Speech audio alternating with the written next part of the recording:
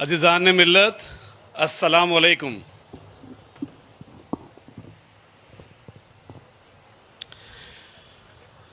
सबसे पहले मैं दिल की गहराइयों से दरगाह सूफ़ी हमीदुद्दीन नागौरी रहमतुल्लाह अलैह की जो टीम है, जो कमेटी है, उनको मैं दिल की गहराइयों से मुबारकबाद पेश करना चाहूँगा। और शमशेर भाई और आपकी पूरी टीम, इंसान के पास दिल तो एक होता है और आप कितनी बार जीतोगे इस दिल को, ये पूरी प्रदेश की आवाम जानती है। अभी मुझसे पहले हमारे बीच में मौजूद है हज़रत अबू बकर साहब ने कहा कि वाकई में जो पूरे देश से जारी नारे हैं या जिस देश में हम रहते हैं वहाँ के लोग, सैकड़ों ऐसी दरगाहें हैं जहाँ पे लोग जाते हैं। और नागौर एक ऐसा मॉडल बन चुका है कि नागौर में आकर के लोग कहते हैं कि वाह, काम हो तो ऐसा हो, कमेटी हो तो ऐसी हो। मैं आने वाले वक्त में भी आपकी जो टीम है उनसे मैं गुजारिश करूँगा कि अपना कीमती वक्त आप जो दे रहे हैं इसका अज़्र आपको इंशाअल्लाह अल्लाह ताला देंगे इंशाअल्लाह। मैं एक शेर के शुरुआत से अपनी बात को रखना चाहूँगा। तवज्जो दे अपनी तालीम पर, ना पढ़ इश्क के अज़ाबों में। तवज्जो दे अपनी तालीम पर, ना पढ़ इश्क के अज़ाबों में। अक्सर वो लोग बर्बाद होते हैं जो रखते हैं फूल किताबों में, जो रखते हैं फूल किताबों में। इल्म वो दौलत है जो लुटती नहीं, इल्म वो दौलत है जो लुटती नहीं, खर्च करने से कभी घटती नहीं। और ना समझोगे तो मिट जाओगे, ना समझोगे तो मिट जाओगे ए हिंदी मुसलमानों, तुम्हारी दास्ता तक ना होगी दास्तानों में, तुम्हारी दास्ता तक ना होगी दास्तानों में। एक मशहूर शायर है हिंदुस्तान के, इमरान प्रतापगढ़ी। वो बड़ी बड़ी मजलिसों में जाकर के चिल्ला चिल्ला करके आज की उम्मत को कह रहे हैं, वक्त की ये ज़रूरत समझ लो, बिन पढ़े अब गुजारा नहीं है। वक्त की ये ज़रूरत समझ लो, बिन पढ़े अब गुजारा नहीं है। ना कोई रहनुमा ना हुकूमत, कोई भी अब तुम्हारा नहीं है, कोई भी अब तुम्हारा नहीं है। आज का जो प्रतिभा सम्मान समारोह रखा गया है, जहाँ तक मेरी नज़र जा रही है और मैं देख पा रहा हूँ कि तकरीबन 80% बच्चियाँ आई है इस प्रोग्राम में, और 20% जो इदरीस साहब ने कहा था कि जो बिना मोरी के ऊँट के हमारे नौजवान हैं वो शायद रीले बना रहे होंगे मोबाइल में, या इस वक्त में वो सो रहे होंगे, या इस वक्त में उनके दिमाग में चल रहा होगा कि आज संडे है, कौन सी होटल में जाकर के कौन से पकवान खाने हैं। जब तक इस सिलसिले से आज का नौजवान बाहर नहीं निकलेगा वो बर्बाद हो जाएगा। कुरान की पहली आयत है इकरा, यानी पढ़ो लिखो और काबिल बनो। और बार बार कहते हैं, बड़े बड़े उलमा कह रहे हैं, बड़े बड़े लेक्चरार कह रहे हैं कि आधी रोटी खाओ अपने बच्चों को पढ़ाओ, आधी रोटी खाओ अपने बच्चों को पढ़ाओ। ज़िंदगी में क्या बनना चाहते हो? जो बच्चे बैठे हैं उनसे मैं सवाल करना चाहूँगा, ज़िंदगी में क्या बनना चाहते हो? मुफ्ती बनना चाहते हो? आवाज़ दो मुझे मेरे बराबर में। मुफ्ती बनना चाहते हो? हाफिज बनना चाहते हो? पढ़ना पड़ेगा। आलिम बनना चाहते हो? पढ़ना पड़ेगा। कारी बनना चाहते हो? कलेक्टर बनना चाहते हो? पुलिस अधीक्षक बनना चाहते हो? इंडियन ऑफिसर्स में जाना चाहते हो? जज बनना चाहते हो? बैंकिंग सेक्टर में जाना चाहते हो? इनकम टैक्स ऑफिसर बनना चाहते हो? जीएसटी ऑफिसर बनना चाहते हो? Professor, lecturer, teacher, engineer, doctor, compounder, railway department, clerk, बाबू, चपड़ासी भी बनना चाहते हो तो तुम्हें पढ़ना पड़ेगा। अगर तुम नहीं पढ़ोगे तो तुम जैसे थे वैसे रहोगे, और हो सकता है तुम और पीछे जा रहे हो दिन ब दिन। खुदा की कसम, मेरे जो नौजवान भाई बैठे हैं, जो मेरे बुज़ुर्ग बैठे हैं, ये तकरीर का मौजू नहीं है, ये एजुकेशन फंक्शन है। मैं हर फंक्शन में कहता हूँ, अपनी लज्जत भरी ज़िंदगी को थोड़ा सा कम कर दोगे, हम मर नहीं जाएंगे। मैं बार बार कहता हूँ अपनी तकरीर में कि हफ्ते में 7 दिन गोश्त नहीं खाओगे तो तुम मर नहीं जाओगे। तुम एक दिन ही गोश्त को खा लो और 6 दिन के वो पैसे बचा करके अपने बच्चों को तालीम दो। आज दुनिया के अंदर जो कामयाबी है लोगों की, वो है इल्म को लेकर के। आज देश में आप देखते हो एक बड़ा समाज, जाट समाज, जमीन से लेकर के आसमान तक उनके नुमाइंदे हैं। आप देखिए, गांव से वार्ड पंच से लेकर के उपराष्ट्रपति तक वो बन गए। क्यों? संगठन मजबूत था, एकता थी, और सबसे बड़ी बात, जो उन्होंने की वो की है कि किसी भाई की टांग नहीं खींची, अगर खींचा है तो हाथ खींचा है। आज हमारा मुसलमान ये देखता है कि ये फलाना शख्स आगे बढ़ रहा है, इसकी टांग कैसे खींची जाए। एक चाय पीते हैं रेडी पे बैठ करके 5 मिनट में उसका डाटा निकालते हैं और गीबत करते हुए घंटों गुजार देते हैं। अल्लाह के रसूल ने फरमाया तुम गीबत करते हो, कितना बड़ा गुनाह बताया। मैं माफ़ी चाहूँगा, बड़े बड़े उलमा हजरात बैठे हैं, कि तुम गीबत करते हो गोया तुम अपने मरे हुए भाई का गोश्त खा रहे हो। अपने दिल पे हाथ रख के बैठ बैठ सोचो कितनी देर तक तुम गीबत करते हो और तुम्हें उससे मिलता क्या है। अगर तुम्हारा कोई भाई आगे बढ़ रहा है तो तुम उसका हाथ खींचो, देखो वो भाई कहाँ तक चला जाएगा। टांग मत खींचो, कुछ नहीं पड़ा टांग खींचने में।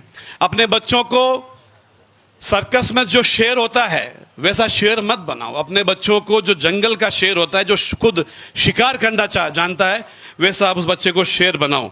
मेरी तकरीर का मौजू है, बहुत मुख्तसर मुझे वक्त मिला है, मैं इंशाल्लाह अपनी बात को जल्द ख़त्म करूँगा। मेरी तकरीर का मौजू है भटकता हुआ इंसान। मेरी तकरीर का मौजू है ना दीन में आगे है, ना दुनिया में आगे है, ना इबादत में आगे है, ना तिजारत में आगे है, ना सियासत में आगे है, ना अखलाक में आगे है, ना गवर्नमेंट जॉब में आगे है। बैठ के सोचिए मेरे नौजवान भाइयों, मुसलमान कहाँ है? मुसलमान है, ये नहीं है, नहीं है, बड़ी तादाद में है। मुसलमान है, गुरूर में सबसे आगे है। हमारा नौजवान तकब्बुर में सबसे आगे है। हमारा नौजवान घमंड में सबसे आगे है। हमारा नौजवान लज्जत भरा खाना कहाँ मिलेगा वो बताने में सबसे आगे है। खुदा की कसम नौजवानों को पूछ लो फलानी बिरयानी कहाँ मिलेगी, वो हाथ खड़े होकर एड्रेस तक बताएगा, उस मालिक का नाम भी बता देगा कि वो कोरमा अच्छा बनाता है, मेरा नाम लेना, छमका ज़्यादा डाल के देगा आपको वो। अरे अल्लाह के बंदो, इतना ध्यान आप एजुकेशन पे दो, आप कहीं के कहीं पहुँच जाओगे।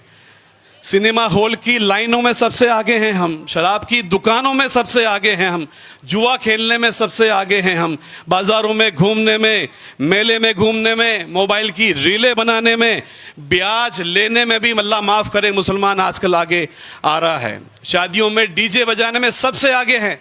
2 डीजे करेगा तो पड़ोसी का ख्याल अगले साल शादी है 3 डीजे मैं लेके आऊँगा, इसने 2 लेके आया था। सड़कों पर नाचती है बहनें, मैं देखता हूँ अक्सर जो बंदोलियाँ निकलती है, आप खुद देखते होंगे आंखें बंद नहीं हैं, हमारी बेटियां जो है वो सड़कों पे नाचती है और गैर मुस्लिम देखते हैं और देखो ये मुसलमान है, ये उस नबी की उम्मत है जो सड़कों पे नाच रही है। आप किसकी पैरवी करने में लगे हो? किसको खुश करने में लगे हो आप लोग? झूठ बोलना एक मॉडल बन चुका है। कर्ज में मुसलमान डूब रहा है दिन ब दिन। खुदा की कसम आप ये देखिए कि लोन इतना लेना आसान हो गया है। सब अपने अपने अंदर झांक के देखिए कि कौन सा इंसान कितना लोन में मुब्तला है, जबकि साफ फरमा दिया गया कि ब्याज लेना और ब्याज देना सख्त हराम है। उसके बावजूद सैकड़ों ऐसी चीज़ें हैं जो लोन पे मिलती है और लेने में हम सबसे अगले सफ में खड़े रहते हैं। इतना बड़ा बाजार है, जाके देख लीजिएगा। ये गोल्ड लोन कंपनियां नागौर में आई है, मेरे पास सर्वे आया है, 80% मुसलमानों के सोने के जेवर बैंक में रखे हैं गिरवी। और क्यों रखे हैं? वो एजुकेशन को लेके नहीं रखे हैं। अगर वो अपने बच्चे को पढ़ाने के लिए वो गोल्ड गिरवी रखता है तो भी मान लिया कि उसकी मजबूरी है, हालांकि इस्लाम में गुंजाइश नहीं है ब्याज की, फिर भी मान लिया कि इसकी मजबूरी है। लेकिन वो मजबूरी तालीम को लेकर के नहीं है, वो मजबूरी उसकी लज्जत भरी जिंदगी को लेकर के है। उसको घर बनाना है दिखाने के लिए, उसको कार लेनी है दिखाने के लिए, उसको नया मोबाइल फोन खरीदना है दिखाने के लिए, उसको बाइक लेनी है दिखाने के लिए, उसको लैपटॉप नहीं लेना पढ़ने के लिए। ये हालात है आज के, इस पर गौर व फिक्र करने की सख्त से सख्त ज़रूरत है। नई नई रस्में, आज बात चली थी, अबू बकर साहब कह रहे थे बासनी में सल्यूट करता हूँ, बासनी की जो तंजीम है, बासनी की जो जमात है, बासनी की जो ओहदेदारान है, जो सियासी लोग हैं, जो इस्लाही लोग हैं, मैं दिल की गहराइयों से सलाम करता हूँ कि आपने इतनी बड़ी बासनी को एक ही तस्बीह में पिरो दिया। एक फिजूल खर्च बासनी में आपको नजर नहीं आएगा। ये कोई जापान के पास में नहीं है बासनी, कोई चाइना के पास में नहीं है बासनी, कोई अमेरिका के पास में नहीं है बासनी। आपकी बगल का एक छोटा सा गांव है जिसकी आबादी तकरीबन 50,000 है और वो एक मॉडल है देश के लिए कि एक ही तरह का लिफाज है। सारी बहनें हमारी बुरखों में नजर आती है। अल्लाह के रसूल ने जो बताया उस रास्ते पे चलते हैं, चेहरे पे सुन्नत है, सर पे दाढ़ी है। ये एक मॉडल है देखने के लिए, कहीं जाने की जरूरत नहीं है तुम्हें, और 1 रुपए का फिजूल खर्चा नहीं है। कभी देखा है बासनी में डीजे बजते हुए? कभी देखा है बासनी में हल्दी की शादियों में पीले कपड़े पहनते हुए? ये मेरी बहनें बैठी हैं, तुमसे भी कहूंगा मेरी बच्चियों, ये हल्दी की रस्में खत्म करो, इसका कोई जिक्र नहीं है। तुम शादियों में 7-7 दिन 10-10 दिन नाच गाने डीजे बैंड बाजे बजाते हो, फिजूल खर्चे करते हो, एक एक घर की शादी में 2-2 लाख रुपए के कपड़े लेकर के आते हो। किसको दिखाओगे तुम कपड़े, मुझे बताओ। जब तुम्हारा हिसाब होगा अल्लाह के घर में, तुम कपड़े तुम्हारा हिसाब करेंगे, तुम्हारे अमाल तुम्हारा हिसाब करेंगे। ये गौर व फिक्र करने की बात है। मैं माजरत चाहूंगा, पर्ची आई है, टाइम का ख्याल रखें।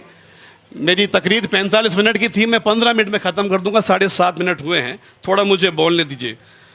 तलाक के मसले दिन ब दिन बढ़ते जा रहे हैं हमारे मुसलमानों में। इसकी सबसे बड़ी वजह क्या है? इसकी सबसे बड़ी वजह है प्री वेडिंग। आजकल शादियों से पहले लड़का लड़की से बात करना शुरू कर देता है, रास्ते शुरू हो जाते हैं, सगाई होती है, नंबर आदान प्रदान हो जाते हैं, व्हाट्सएप पे ट्विटर पे चैटिंगें होती है रात भर। खुदा की कसम ऐसा मत कीजिए, इससे रिश्ते कमज़ोर होते हैं। और आप देख भी रहे हैं तलाक के दिन ब दिन बढ़ रही है। और तो और आसपास के थानों में भी जाके देख लीजिए, सबसे ज़्यादा जो मुसलमानों की लड़कियां भाग रही है वो गैरों के साथ भाग रही है। और हम थाने जाते हैं, हम फैसला करवाने जाते हैं, तो लड़की आंख में आंख डाल के कहती है मैं बालिग हूं, मैं अपना फैसला खुद कर सकती हूं। अगर तू बालिग है तो तूने, तेरे माँ बाप ने तुझे पाला पोसा बड़ा किया, तेरे पे अपना कतरा कतरा खून खत्म कर दिया। तेरी माँ सुबह 5 बजे उठ करके तेरे लिए नाश्ता बनाती है, तेरे गंदे कपड़े धोती है, तुझे खुशी खुशी स्कूल रवाना करती है। वो औलाद बालिग होने के बाद अगर ये कहती है कि मैं बालिग अपने फैसले खुद ले सकती हूं, तो उसको औलाद कहने का हक नहीं है। एक औरत जब घर से निकल जाती है, उस औरत को यह पता नहीं होता कि मैं घर से नहीं निकली, मेरी माँ बाप की और मेरे खानदान की इज्जत घर से निकल चुकी है।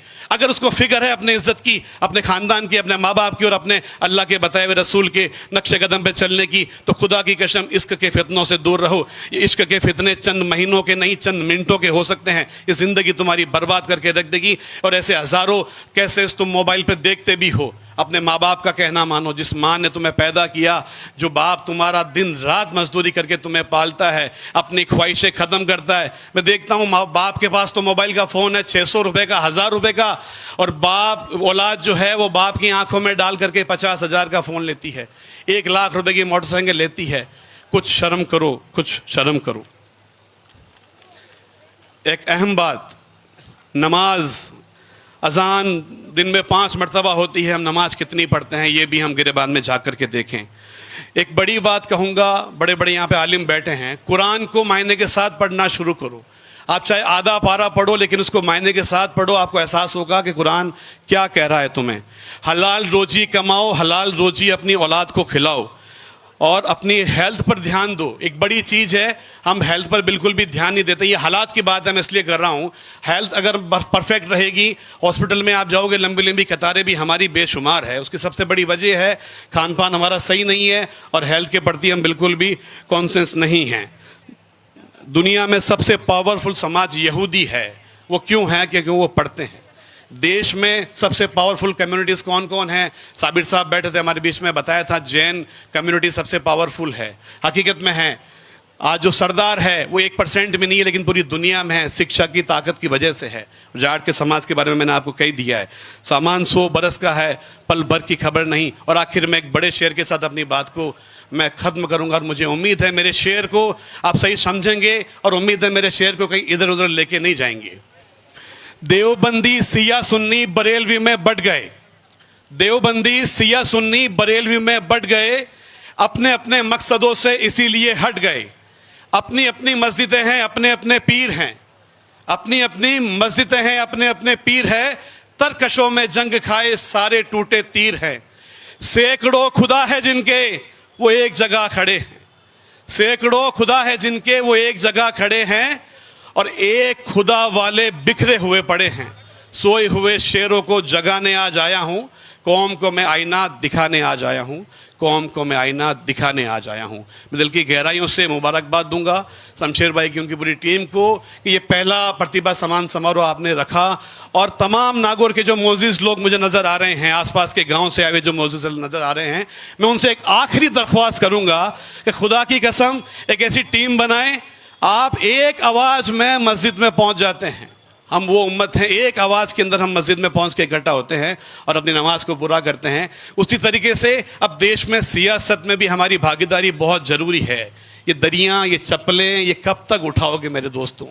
अब वक्त है तुम्हें एक होने का। मैं साबिर साहब की बात से मुत्तफिक रखता हूँ कि हकीकत में किसी एक को चुन लो और उसके पीछे हो जाओ लब्बे कह करके, इंशाल्लाह तुम्हारा काम इंशाल्लाह होगा। असनागुर का चाहे एमएलए हो चाहे एमपी हो, वो भी कह रहा है कि आज हम जयपुर पहुंचे हैं या दिल्ली पहुंचे हैं तो बदौलत मुसलमान की है। तो मुसलमान अपनी ताकत को कब पहचानेगा? कब तक तुम पीछे पीछे घूम करके दरियां उठाओगे, नारे लगाओगे, जय जयकारे लगाओगे? वक्त है, इस वक्त की कदर करो। ये वक्त निकल गया, लौट के कुछ नहीं आएगा। आज़ादी से लेकर के अब तक आपकी क्या भागीदारी रही सियासत में, आप ये उठा के देख लीजिए। उसकी सबसे बड़ी वजह रही है कि आप बिखर गए। अगर आप एक हो जाएंगे इंशाल्लाह तो फिर से आप फतेह करेंगे। दिल की गहराइयों से मैं मुबारकबाद पेश करूंगा। अस्सलाम वालेकुम।